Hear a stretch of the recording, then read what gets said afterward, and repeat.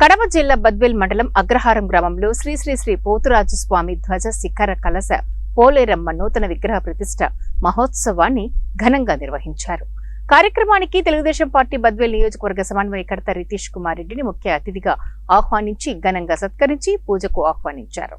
వివిధ గ్రామాల నుంచి వచ్చిన భక్తులు ప్రజలు స్వామివారిని కన్నులారా దర్శించి భక్తి శ్రద్ధలతో పూజలలో పాల్గొన్నారు. ఈ విగ్రహ ప్రతిష్ట కార్యక్రమానికి హాజరైన భక్తులకు ప్రజలకు ఆలయ కమిటీ వారు భోజనాలను తీర్థ ప్రసాదాలను ఏర్పాటు చేశారు. కార్యక్రమంలో టీడీపీ కూటమి నాయకులు కార్యకర్తలు ప్రజలు పాల్గొన్నారు.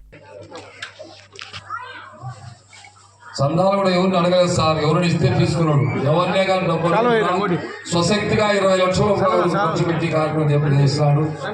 ఆ బ్యాగ్ పండ్లు ఇచ్చింది, కవర్ పండ్లు ఇస్తుంది, కవర్ ఇస్తే పండ్లు పెట్టమని చిన్నది. ఒక నిమిషం ఉన్నా తీద్దు.